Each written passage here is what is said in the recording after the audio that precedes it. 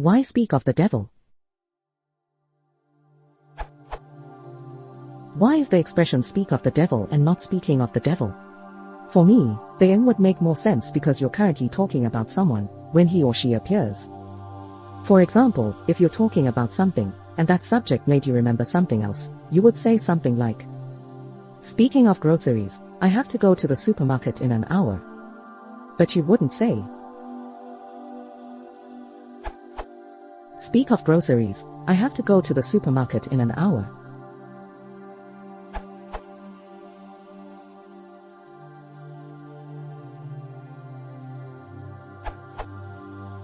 Speak of the devil is the short form of the idiom speak of the devil and he doth appear.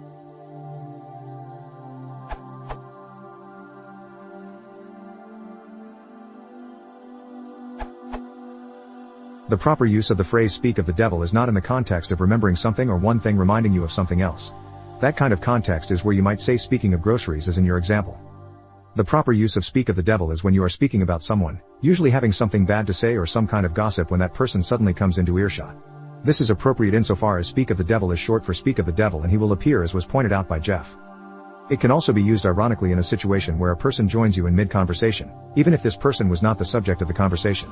It is an often good-natured jibe on the premise that you may have been gossiping about the person or that you are comparing them to the devil.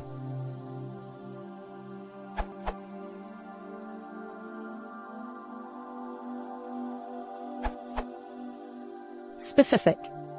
In this case, speak of the devil is a partial quotation of the idiom speak of the devil and he shall appear, or one of its several variants. General.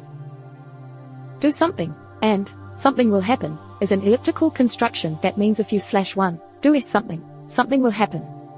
Note that do something is an infinitive in the do something, and something will happen.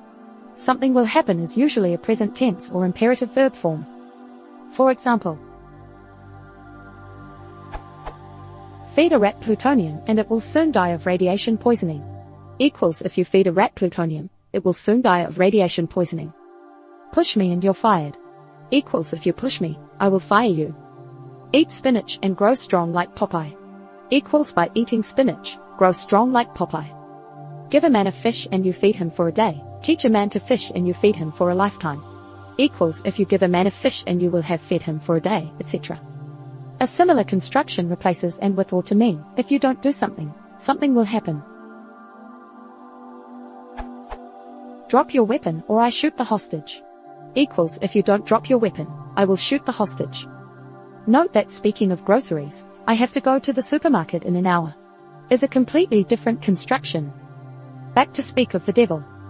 The full form of the phrase is an example of the construction described above. Speak of the devil and he shall appear. Equals if one speaks of the devil, he shall appear. So in essence, the idiom means that speaking of, for example, someone absent or some undesired situation is tempting fate, because that person or situation may appear.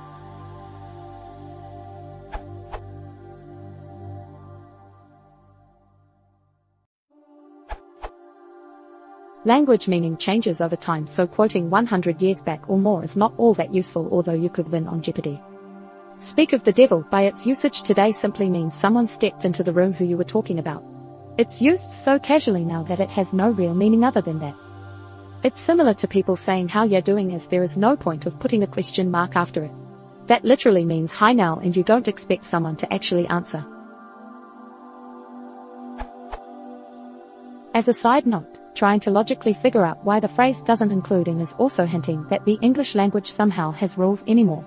It's a hodgepodge of languages at this point. Only a small fraction of society actually remembers the rules, and those are usually copywriters and patent lawyers. It also depends on where you are in the world, as grammar is so subjective.